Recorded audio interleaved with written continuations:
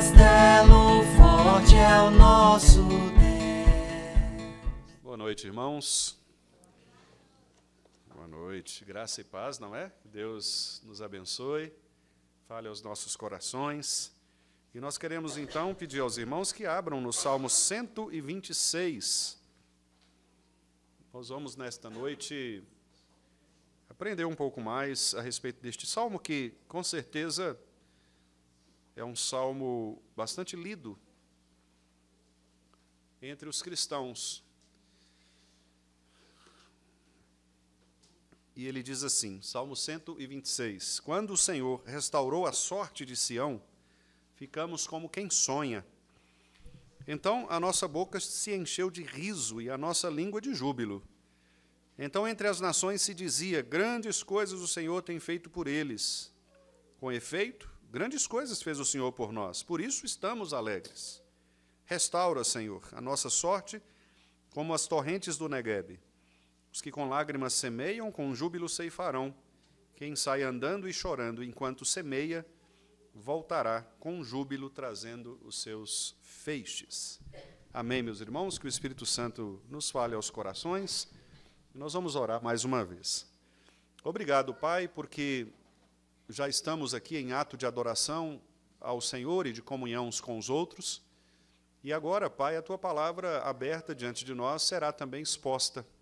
Pedimos-te que Tu possas nos guiar por Teu Espírito Santo, a fim de que sejamos, ó Deus, instruídos, não apenas intelectualmente, mas, sobretudo, espiritualmente, e que o nosso coração seja, de fato, preenchido por esta verdade, a fim de que, ao finalizarmos, ó Deus, a meditação deste texto, possamos crescer um pouco mais no conhecimento do Senhor, bem como também na nossa intimidade contigo.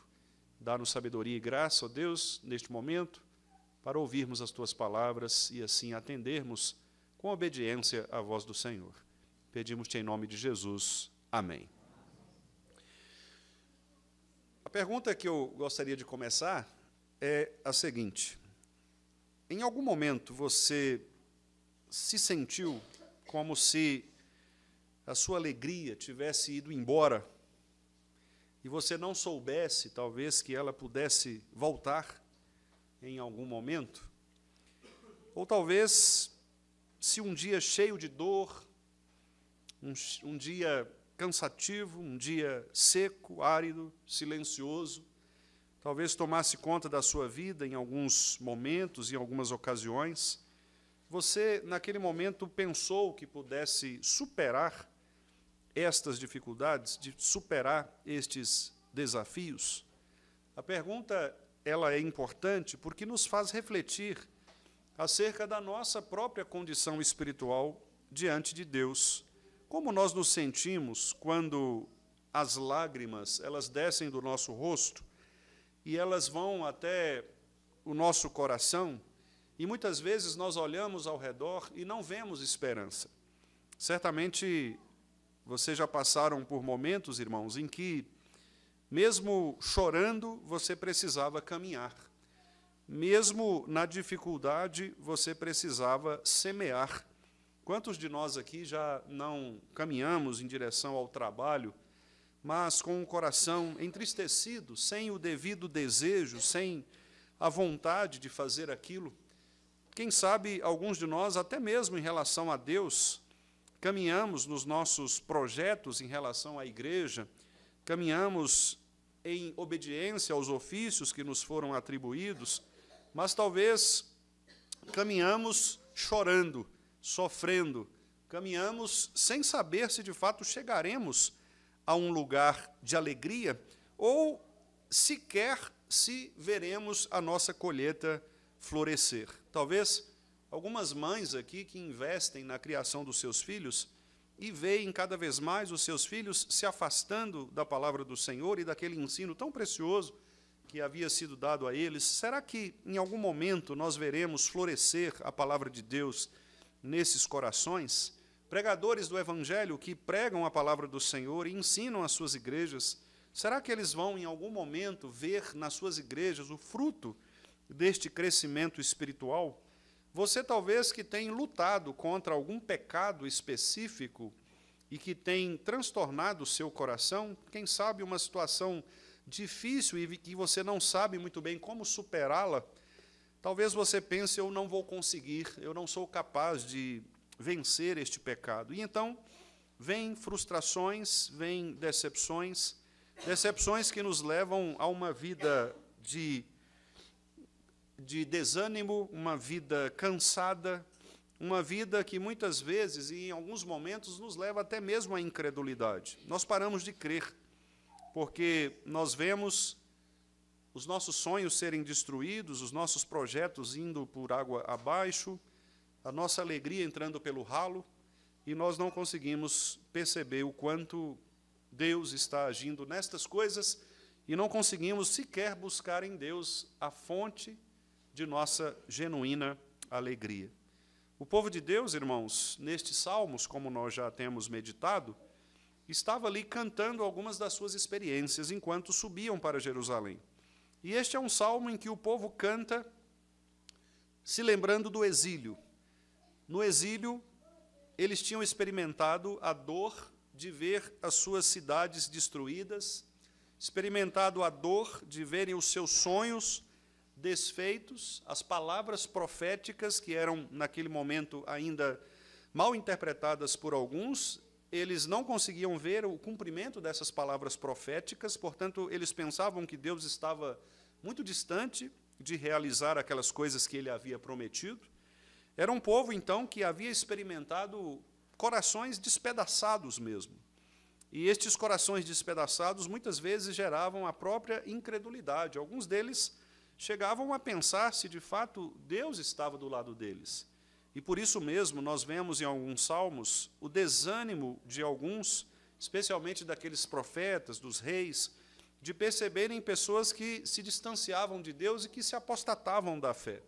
A apostasia não é apenas uma característica de nossa época pós-moderna, mas a apostasia vem desde o início da queda, quando já em Adão, já em Caim, nós percebemos atitudes pecaminosas que afastam os homens da verdadeira fonte de alegria que é Deus. E todas as vezes que nós nos afastamos da verdadeira fonte de alegria que é Deus, nós então somos tentados e somos impulsionados a perdermos a esperança nas outras coisas, porque elas são mesmo fugazes, são mesmo passageiras. Esse salmo, portanto, conta a experiência de um povo que percebeu a ação de Deus ao mudar a sua história. Era um povo que estava, como eu disse, experimentando, ou havia experimentado no passado, experiências terríveis de dor, de ver problemas acontecerem, perseguições, mortes, prisões, etc. Mas agora eles cantam uma mudança na história. Eles percebem o quanto Deus ele é poderoso para agir e para reagir diante de situações que para nós parecem imutáveis. E por isso mesmo, em alguns momentos, nós olhamos para as ações de Deus na história e achamos que Deus está realizando um milagre, aquilo que nós achávamos impossível acontecer. Mas nós devemos nos lembrar, meus amados irmãos, das palavras de Jesus Cristo, quando ele disse que aquilo que é impossível aos homens não é impossível para Deus, porque Deus é o Senhor da história, Deus é o Senhor da criação, Deus faz com que todas as coisas ocorram para cumprir os seus decretos santos. O povo, obviamente, e nós, que somos povo de Deus, às vezes, por causa do nosso coração incrédulo, nesse aspecto de, muitas vezes, nos entregarmos às circunstâncias e de deixarmos de perceber o que a palavra de Deus nos diz, nós, então, somos muitas vezes inclinados também ao fracasso, a corações despedaçados, sonhos desfeitos, projetos inacabados. Talvez, como eu disse, na sua luta contra o pecado, você não tem conseguido superar isto, porque você se vê numa situação que, para você, não há mais saída. Contudo, o povo de Deus aqui conta-nos uma história de mudança, de conversão, a ação de Deus que, de fato, interfere na história do povo. E esta interferência faz com que coisas inimagináveis possam acontecer. Eu não sei, talvez alguns irmãos aqui pudessem nos contar algumas experiências desse tipo. Talvez você possa contar uma experiência de alguém que conviveu com você durante um tempo e que, por vezes, negava o próprio Cristo e que, de repente, converteu-se ao Senhor pela ação da graça, e assim agora este milagre acontecendo na vida daquela pessoa foi uma extrema reação de mudança que nós, talvez perplexos, jamais acreditaríamos. Quem sabe você que, por vezes, lutava contra algum pecado e agora você se vê numa condição de lutar contra esse pecado e de vencer esse pecado sem que você tenha feito algo necessariamente para mudar, apenas e simplesmente por uma ação sobrenatural de Deus na sua vida. O que este salmo mostra, portanto, é esta ação sobrenatural de Deus sobre a vida de um povo que já estava cansado de sofrer.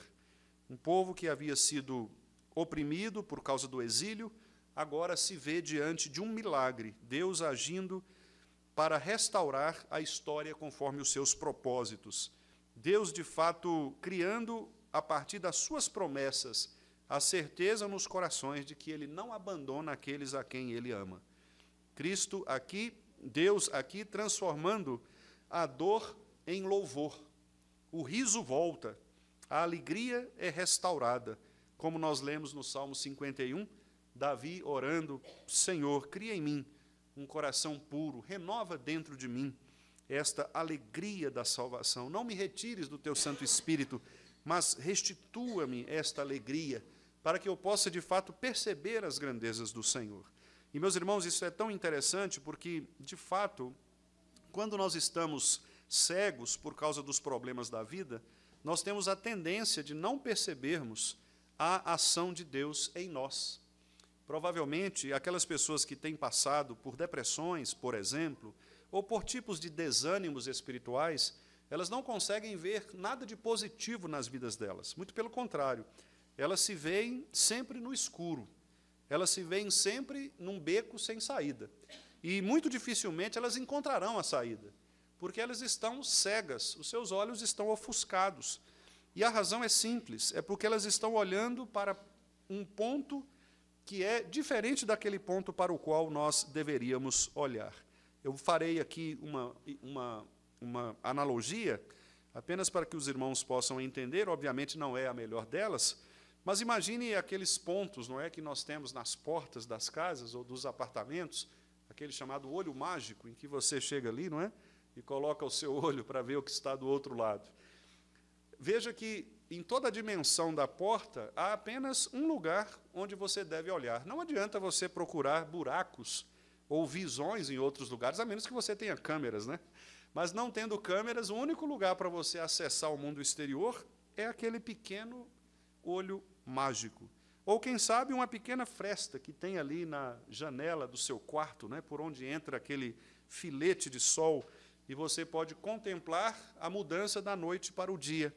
Não sei, mas esta é uma ilustração que mostra que, muitas vezes, nós estamos diante de uma porta fechada e não conseguimos mesmo observar o lugar para onde nós devemos olhar. Há um mundo para além daquele onde nós estamos, mas nós estamos tão cegos, estamos tão no escuro, que nós não conseguimos localizar sequer aquele lugar que nos mostra a saída. O povo de Deus, em muitos momentos, viveu assim.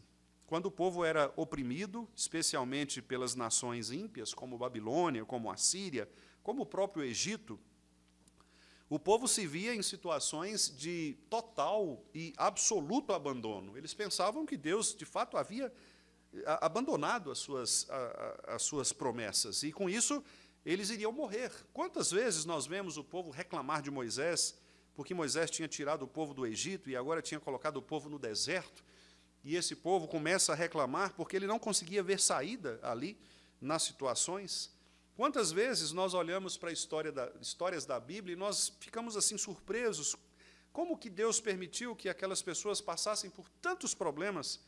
E, às vezes, nós conhecemos o fim da história, mas se você se colocar no lugar daqueles que estavam na história, você deve pensar como é possível, por exemplo, um Daniel sendo jogado numa cova com leões bravos, famintos. Como é possível este rapaz ele sobreviver não só ao ataque dos leões, que já é por si só um milagre, mas sobreviver à fé. Porque, naturalmente, crer em Deus em circunstâncias favoráveis, isto é fácil, relativamente. Mas crer em Deus em circunstâncias completamente desfavoráveis, como esta, por exemplo, de ser jogado numa cova com leões famintos, prestes a te matar, e você permanecer crente, você não abrir mão dos seus princípios. Ou nós podemos nos lembrar também de José, aquele jovem que também, na sua adolescência, muito provavelmente ali com os seus 17 anos, traído pelos seus irmãos, porque tinham ciúme dele, né? E isso é uma coisa, aliás, que não acontece entre os adolescentes, nós sabemos disso, né? Os adolescentes não têm ciúmes uns dos outros, principalmente quando são irmãos, né? Irmãos não têm esse problema, né? Então, José é atípico, porque só a família de José tinha isso. José, ele, por causa da inveja dos seus irmãos, foi jogado numa cisterna, num buraco, né?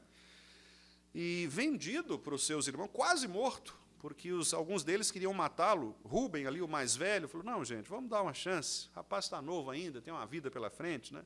Vamos deixá-lo vivo, vamos só vender ele para um desses mercenários aí. Né? E fizeram isso. Quer dizer, será que José pensaria, imaginaria, numa situação dessas, onde está Deus? Onde está Deus? É uma pergunta natural. Uai, cadê o Deus do meu pai? Gente, o meu pai é Jacó. E Jacó, cá para nós, é o cara, né? Jacó, assim... E eu estou numa situação dessa, dentro de um buraco, cadê Deus? E aí eu fico pensando naqueles filhos de pastores, filhos de presbíteros, que também perguntam, meu pai é pastor, meu pai é presbítero, minha mãe é presidente da SAF, meu pai é secretário da UPH, não é? E as coisas transtornadas, as coisas difíceis, as coisas acontecendo ao inverso de tudo isso. E eu peguei aqui, de propósito, 2 adolescentes, né? Daniel havia crescido um pouco mais, obviamente, mas quando ele chega na Babilônia, ele tinha ali por volta dos seus também 16, 17, talvez até menos anos, né? E José também. Então, repare que a fé ela é testada, não de pessoas já mais velhas, mas é uma fé testada de pessoas jovens, muito jovens, inclusive. E como nós fazemos, então, para resistir a esta pressão que o mundo e as circunstâncias trazem contra nós e contra a nossa fé? A grande questão aqui é exatamente a firmeza na fé. Esse povo tinha experimentado diversos problemas, mas, apesar dos problemas, eles não tinham perdido a fé. E essa, portanto, é uma lição preciosa para nós. Eu não sei, irmãos, quais são as lutas de todos, né? Mas eu sei que todos temos lutas. Não consigo nomear aqui as lutas específicas de cada um dos irmãos, mas com certeza eu posso dizer que cada um dos irmãos tem uma luta que trava, seja pessoal, contra algo que o seu coração resiste, seja contra, quem sabe, pessoas, seja contra ideias, seja contra o próprio mundo, que muitas vezes nos engana. Não sei, todos nós temos lutas para travarmos. E este salmo fala, então, sobre esta segurança que nós podemos ter, na certeza de que Deus, Ele permanecerá conosco, mesmo quando nós, muitas vezes, pensarmos que as coisas não têm saída, não têm solução. Por isso o salmo começa com esta expressão de alegria. A alegria do salmista de mostrar que Deus, Ele, pela sua obra soberana, Ele é capaz de restaurar estados de coisas, e nesta restauração nós podemos encontrar a verdadeira alegria. A alegria, na verdade, ela não é passageira para o crente, porque a alegria não é pautada nas circunstâncias, mas a alegria ela vem por causa da certeza da intervenção divina em nosso favor. Repare que o Salmo, então, diz, quando o Senhor restaurou a sorte de Sião. O Salmo começa com uma expressão temporal, quando. E essa expressão temporal ela é muito importante porque ela nos mostra que houve um tempo em que aparentemente, na linguagem do salmista, as coisas não estavam devidamente no lugar. Porque você só restaura coisas que estão quebradas, né? Você não restaura algo novo, você restaura aquilo que está quebrado, que está em desuso, que está envelhecido, né? E você, então, restaura. Significa que, em algum momento da vida desses irmãos, havia uma desesperança, havia uma sensação de que as coisas estavam quebradas, estavam, de fato, ruins. Mas o Salmo diz que, quando o Senhor restaurou, houve um tempo, portanto, da intervenção divina. Este tempo da intervenção divina, ele é, meus amados irmãos, na maioria das vezes, uma aplicação, de fato, milagrosa do Senhor. Deus age quando Ele quer. Deus age no momento exato. Deus não faz nada fora do tempo que Ele determinou na história. E esta é uma certeza que nós crentes precisamos ter. Talvez você pense, por que Deus demora tanto em me socorrer? Por que eu estou lutando contra este pecado? Por que eu estou lutando contra esta situação? Há tanto tempo, pastor, há tanto tempo eu luto para que Deus possa restaurar o meu casamento. Há tanto tempo eu tenho lutado para que Deus me restaure a saúde. Há tanto tempo eu tenho lutado para que Deus restaure a minha fé, porque eu não sei mais como orar, eu não sinto mais prazer em estar na presença de Deus, em vir à igreja, em me relacionar com os irmãos. Talvez você esteja pensando nisso. Há quanto tempo? Mas repare que o Salmo começa com uma intervenção temporal, quando o Senhor restaurou. Significa que Deus age no momento em que Ele quer. Deus age pela sua santa e maravilhosa soberania, a fim de fazer com que a alegria do nosso coração ela seja restaurada, não por circunstâncias que nós mesmos produzimos, mas por uma circunstância que o próprio Deus restaura. Repare que, nas duas histórias que eu citei aqui, Daniel e José, nós temos momentos de restauração. Nós temos, no caso de Daniel, quando ele, então, é milagrosamente protegido daqueles animais, e ao ser observado pelo rei, ele, então, ali, o rei, vendo a intervenção divina, o rei diz, bom, todos agora devem adorar este Deus de Daniel, porque é a primeira vez, nunca antes na história de Israel, né, havia acontecido isso, e aqui nós conseguimos perceber a grandeza da ação de Deus. José, do mesmo modo, lá no final, a gente percebe aquela restauração maravilhosa, quando ele encontra seus irmãos se arrependem, choram juntos, e eles se reconciliam, numa história impactante, que talvez nós pudéssemos pensar de que não teria saída, não teria saída. Talvez você tenha irmãos assim, talvez você tenha na sua família irmãos que você olha e diz, infelizmente, este não será restaurado, ele não virá ao arrependimento. Mas lembre-se, há um tempo em que Deus pode agir. Ele não está garantindo aqui de que agirá. Eu não estou pregando aos irmãos, ensinando aos irmãos que Deus tem a obrigação de converter os nossos familiares ou de resolver os nossos problemas. Deus não tem esta obrigação e Ele fará exatamente o que Ele pretende fazer. Mas o que eu quero dizer para vocês é que, quando Deus resolve fazer, não há quem não possa não fazer, porque Deus é Senhor sobre todas as coisas, quando o Senhor restaura a sorte. Portanto, há um tempo de intervenção divina, e eu gostaria muito que os irmãos pensassem a respeito disso, para que vocês não se desanimem, não tropecem pelo caminho, não desistam da fé, por causa da relativa ou da demora que muitas vezes nós julgamos fazer parte da ação divina. Aliás, aquela frase popular, não é, que diz que Deus tarda, mas não falha, é uma frase que não se encaixa muito na Escritura, porque Deus não tarda, Deus sempre vem no momento em que Ele determina. O tardar tem a ver com a nossa percepção, que pode ser relativa. Uns podem achar que está demorando, outros podem achar que foi muito rápido, mas Deus nunca tardará. Lembre-se do Salmo anterior, 121, que nós também meditamos. O Deus em quem cremos, Ele não cochila, Ele não dormita, Ele não dorme, Ele está sempre presente guardando o seu povo. E um Deus que não cochila e que não dorme é um Deus que não atrasa.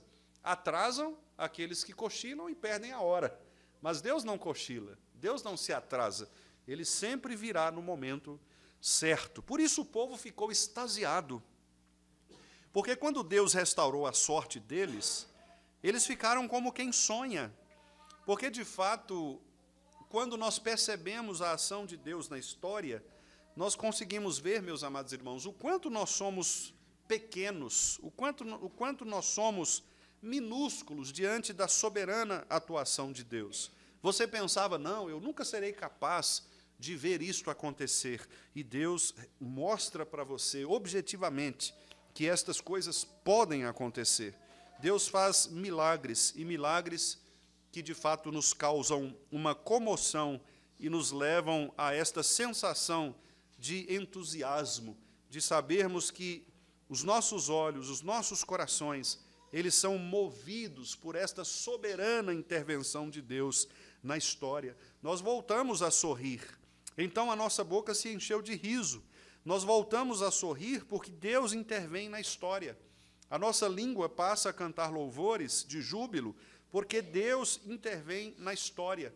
E quanto mais Deus age na igreja, quando Deus age no meio do seu povo, há um reconhecimento externo de que Deus, de fato, protege este povo contra as opressões do mal. Por isso o Salmo diz, entre as nações se dizia, as pessoas comentavam, e a palavra nações aqui, ela se refere a outros povos que não eram o povo de Israel, a outras nações que percebiam a ação de Deus na história de Israel, e então eles ficavam impressionados com a maneira como Deus age na vida da igreja.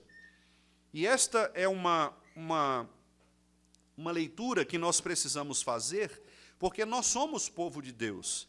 E enquanto povo de Deus, nós somos igreja do Senhor, que deve, meus amados irmãos, mostrar às pessoas, espelhar para o mundo, estas boas ações de Deus em nossas vidas. Você deve contar para as pessoas aquilo que Deus tem feito em seu favor. Percebem, então, por que a murmuração é exatamente contrária a esta atividade que nos está sendo mostrada aqui nos Salmos? À medida que nós murmuramos acerca de nossa vida, nós estamos levando as pessoas a não crer neste Deus que intervém na história. Porque quando você murmura e você é filho de Deus, as pessoas pensam, mas então, para que eu vou adorar um Deus assim? Para que eu serei servo de um Deus que faz as pessoas se entristecerem, que torna as pessoas abatidas? Por que eu vou adorar um Deus? Por que você está me convidando para ir para a sua igreja, se você não resolve nem os seus próprios problemas? Você está querendo resolver os meus problemas? Se nem os seus problemas você resolve, esse Deus que você diz crer não resolve os seus problemas, ele não é capaz de cuidar de você? Percebe? Portanto, o Salmo nos mostra que esta gratidão no coração desses irmãos era algo fundamental para a pregação do Evangelho. Olha, a nossa boca se encheu de riso, nossa língua de júbilo, então eles falavam, a expressão júbilo na língua, né, significa isto, é uma língua jubilosa, ou seja, palavras de louvor, de adoração, e as nações diziam. Então, por que as nações diziam? Porque eles falavam, eles publicavam a sua fé, eles divulgavam. Repare que esta, portanto, é uma maneira eficaz de pregar o Evangelho. Quando a igreja testemunha dos atos poderosos de Deus, ela está pregando o Evangelho. Quando você conta para os seus amigos, colegas, familiares, o que Deus tem feito por você, você está pregando o Evangelho. Alguns irmãos dizem, pastor, eu tenho vergonha, eu não sei como pregar. Aqui está uma instrução de como pregar. Fale a respeito do que Cristo tem feito por você. Fale das coisas boas que Deus tem feito na sua vida, das restaurações, das mudanças, das intervenções de Deus. Como é bom conversar com alguns irmãos que percebem as ações de Deus nas mínimas coisas, e às vezes até naquelas coisas que nós talvez julgássemos negativas. E os irmãos conseguem perceber o quanto Deus tem agido em seu favor. Por isso as nações diziam: grandes coisas o Senhor tem feito por este povo. E então o salmista afirma, realmente, a expressão com efeito, que aparece aí no verso 3, né, pode ser traduzida também por certamente, com certeza. De fato, é isso mesmo. Com certeza, grandes coisas fez o Senhor por nós, por isso estamos alegres. Então nós contamos a história de um povo que estava completamente oprimido, foi libertado por uma mão poderosa e agora pode subir livremente para Jerusalém a fim de adorar o Senhor nos dias de festa. Este é o povo de Israel, que canta com alegria esta mudança de vida promovida em seus corações por este Deus da aliança. Então nós temos agora uma oração, versículos 4, especialmente o versículo 4, nós temos uma oração curta, que simplesmente diz: restaura, Senhor, a nossa sorte como as torrentes do Negueb. Aqui é uma oração, e talvez você pense, mas eles não acabaram de dizer que estavam felizes porque Deus havia restaurado a sorte? E agora eles estão orando de novo para Deus restaurar a sorte? Ou seja, restaurou ou não restaurou? Porque aqui nós ficamos, talvez, nesta dúvida, né? Por causa dos termos que nos são colocados aqui no português. Contudo, a oração aqui, ela faz todo sentido, porque as ações de Deus na história, elas não têm fim. O que nos diz Lamentações 3, 22, 23? As misericórdias do Senhor se renovam toda manhã. Deus continua agindo poderosamente na história. Deus continua agindo poderosamente na nossa vida. Assim como Ele agiu nesta época, lá naqueles irmãos do Antigo Testamento, Deus age também em nosso favor nos dias de hoje. Portanto, a oração é um clamor por uma nova restauração. É, na verdade, irmãos, uma lembrança do passado, um louvor do passado, que eles alimentam no seu coração, e uma súplica no presente, para que Deus continue livrando este povo das tribulações e dos exílios, para que, de fato, este povo continue mantendo sua fé, não apenas por vitórias pessoais de crentes individualmente, mas pela restauração da igreja como um todo, do povo de Deus. Como nós vivemos tempos, por exemplo, em que nós precisamos orar para que Deus restaure a nossa igreja de tantos movimentos perniciosos, do relativismo cultural e religioso, do secularismo que tem invadido as igrejas, crentes que têm misturado as ideias do mundo com as ideias cristãs, o relativismo cultural, como eu disse, pessoas que começam a perceber que a verdade do Evangelho ela pode ser mudada por causa da cultura ou para se adaptar à cultura. Tantos perigos ideológicos que nós vemos por aí, novas religiões que surgem, religiões velhas que são reacendidas e que vêm também se levantar contra o povo de Deus, ideologias políticas, ideologias científicas que se levantam também para se opor, e a igreja, muitas vezes, ela é bombardeada com estas coisas. E nós ficamos lutando, alguns pastores, alguns professores cristãos, lutam contra estas ideias, porque eles precisam resgatar a verdade bíblica num mundo completamente relativo, de verdades relativas. Então, a oração para que o Senhor restaure a nossa sorte, ela é uma oração presente. Ela deve ser uma oração, de fato, que menciona a ação sobrenatural de Deus na história, não apenas no passado, quando Ele, em alguns momentos, restaurou a nossa sorte, mas agora também, quando nós precisamos continuamente que Deus continue restaurando a nossa sorte. Há aqui um detalhe curioso, geralmente todos os pregadores que pregam nesse texto falam a respeito disto, né? Que é a respeito de Negueb. Negueb é um deserto, não é? E Negueb, ele era uma região geográfica, aqui localizada ao sul de Judá, fazia, na verdade, uma transição, né, entre o território montanhoso de Judá e o deserto do Sinai. Literalmente significa terra seca, ou também sul, né? Porque está na parte inferior, na parte de baixo, né? E o Negueb era muito interessante porque era uma região semiárida, com chuvas muito escassas, vegetação limitada, mas, ao mesmo tempo, tinha muitos vales e áreas onde era possível, inclusive, praticar o pastoreio, né? Alguns comentaristas dizem que ali havia muitos pastores nômades que andavam por aqueles vales, né? E tribos que criavam animais. E o mais interessante, e isso aqui é simbólico, né? Porque, por ser uma região desértica, uma região semiárida, com pouca chuva, mas, ao mesmo tempo, ela está próxima do monte, e os irmãos sabem que os montes, né, os altos montes, os topos dos montes, eles quase sempre são tomados ali pelas nuvens, né? Então, o topo do monte, ele geralmente é um topo que se umedece por causa da precipitação destas nuvens. Então, ali, no Negueb, por causa do monte Sinai, acontecia esse fenômeno geográfico de o topo do monte tocar as nuvens.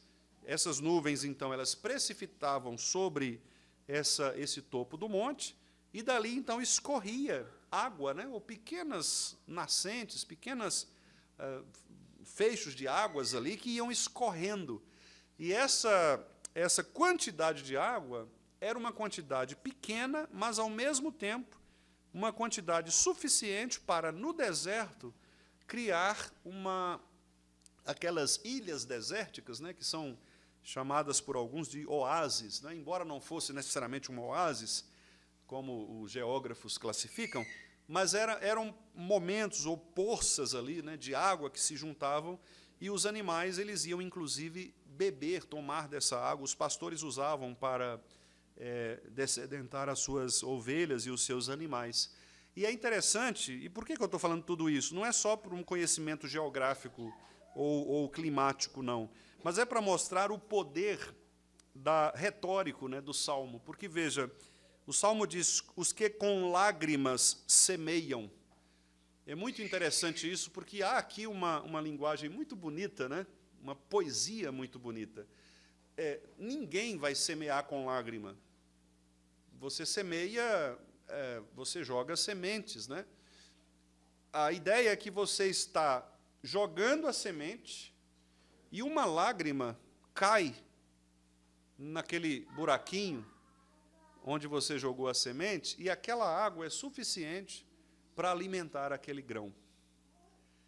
Claro que isto é uma linguagem poética, mas que significa o seguinte: quando Deus quer, a quantidade de água é o que menos importa. Quando Deus quer matar a sede, não precisa você ter um mar. Você pode ter um conta-gota. Deus faz poderosamente onde Ele quer, da forma que Ele quer. Isso é impressionante, irmãos. Porque mostra aqui que nós devemos orar para que Deus mantenha o povo dEle alimentado, dessedentado. E a humildade do salmista é impressionante. Ele não diz assim, Senhor, joga um mar de água em cima de nós. Afogue-nos com... Não é? Traz um tsunami para cima da gente.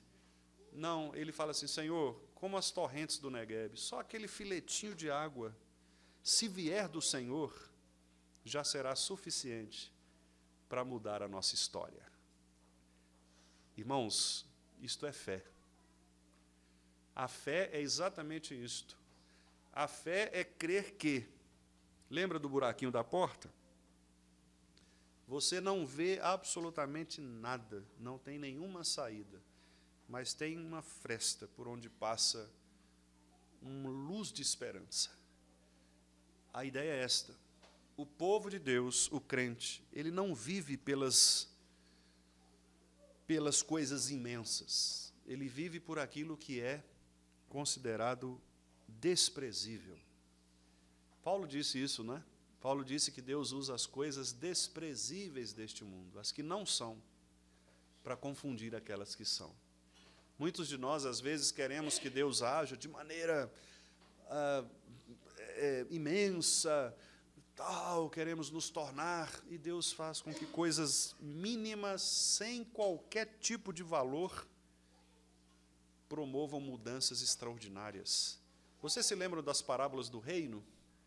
Jesus disse que o reino de Deus é como um grão de mostarda, minúsculo. Depois ele diz que o reino de Deus é como uma pequena porção de fermento que você joga numa massa. E as irmãs aqui, especialmente as irmãs, eu sei que tem homens também que cozinham, né, mas as irmãs são mais especialistas nisso. As irmãs que fazem pão, fazem bolo, sabem que uma pequena quantidade de fermento é capaz de levedar uma massa e tornar aquela pequena porção de farinha numa massa gigantesca, não é? Jesus está dizendo isto. Deus usa coisas mínimas, coisas pequenininhas, coisas sem valor. Então, talvez você pense assim, pastor, eu não tenho muito o que contribuir com a igreja. Contribua com o que você tiver. Não precisa pensar em coisas grandes. Deus usa o pequenininho para fazer aquilo que Ele deseja fazer. Deus usa o que nós consideramos desprezível para fazer com que os milagres aconteçam. Quem imagina que Deus fosse usar piolho para atazanar a vida de Faraó? Não é? Negócio mais esquisito. Usar rã, não é? Para atazanar a vida de Faraó. Não, Deus age como Ele quer, e Ele usa coisas absurdas mesmo deste mundo. Ele usa um folheto que você entrega, mesmo que hoje as pessoas peguem o folheto, amassem e joguem fora, mas Deus pode usar o seu folhetinho. Deus pode usar o seu bom dia, como você está. Talvez aquela pessoa precise só de que alguém, naquele dia, se ocupe com um pouquinho do seu tempo para dedicar-se a ela. Talvez um abraço, talvez uma mensagem, talvez uma oração, sem que a pessoa veja. Pequenas coisas que nós podemos fazer, que podem ser usadas por Deus para restaurar as sortes daqueles que creem no Senhor. Repare então, queridos irmãos, que o Salmo diz que os que com lágrimas semeiam, com júbilo ceifarão. Naturalmente, o texto quer nos mostrar que as nossas lágrimas, que os nossos sofrimentos, eles não são em vão. Quando nós choramos, quando a dor ela vem sobre nós, quando nós achamos que a vida cristã é uma vida difícil, ou mesmo quando nós percebemos que, quando crentes, somos e temos lutado contra sofrimentos constantes, dificuldades, lembre-se de que as suas lágrimas elas não são vãs, porque Deus está controlando a sua história. Você pode chorar, e pode chorar na certeza de que Deus controla toda a sua história. Aqueles que vão caminhando e semeando aos poucos, jogando pequenas sementes pelo caminho e deixando suas lágrimas irrigar estas sementes, eles certamente voltarão com júbilo, trazendo os seus feixes. O importante é não parar, porque o texto diz no versículo 6, quem sai andando e chorando enquanto. Há uma periodicidade aqui, há uma frequência aqui. O que você não pode é parar, você precisa continuar caminhando. É por isso que nós continuamos caminhando, mesmo no meio da aflição, porque o Senhor está conosco sempre, ainda que nós estejamos no vale sombrio como a própria morte. Esta semana eu tive o privilégio de ler um pouco mais e, inclusive, ouvir uma interpretação muito interessante sobre isto, sobre andar no vale da morte. Ali estava Davi no seu palácio, e o palácio de Davi, como ficava acima de certo nível, de lá ele via alguns vales, né? E num desses vales estava um cemitério. O cemitério fazia parte, já naquela época, obviamente, onde as pessoas eram enterradas. Então, Davi, do seu palácio, olha e vê um cemitério. Naquele cemitério há mortos. E o que Davi está dizendo é: o vale da sombra da morte. O Senhor não vai me deixar morrer. Esta é a ideia, porque o Senhor está comigo sempre. O Senhor vai andar comigo, eu sei disso. Mesmo que eu desça a um vale, ao cemitério, o Senhor estará comigo. Então, a certeza da vida cristã, meus irmãos, é que em meio a frustrações, em meio a crises familiares, em meio ao esgotamento emocional, burnout, não é? Como tem sido, infelizmente, muito comum, até entre líderes evangélicos, pastores, cansaço do dia a dia, a luta, às vezes, inglória, que nós temos em relação a certas situações da vida, não é? Pessoas, como eu disse, né? Problemas com filhos, problemas com relacionamentos marido e mulher, problemas no emprego, problemas de toda a natureza. A palavra aqui do Senhor é: não desista, continue andando, mesmo que você ande chorando, mas continue andando, porque as suas lágrimas, elas não serão em vão. Continue crendo no Senhor, a sua fé terá recompensa, a sua fé será recompensada. Lembre-se de que quando você mantém a sua fé verdadeira no Deus verdadeiro, Ele é capaz de mudar a sua história. Ele vai intervir na sua história de tal maneira como Ele também esteve ali presente com Daniel, presente com José e com tantas outras pessoas, com tantos outros servos e servas de Deus, do passado e hoje, porque elas insistem em crer nesse Deus que restaura sortes. Que Ele, então, irmãos, seja glorificado no nosso meio, por meio de nós, de nossas palavras, que nós saibamos cantar, de fato, esta graça do Senhor e as muitas bênçãos que nós recebemos dEle.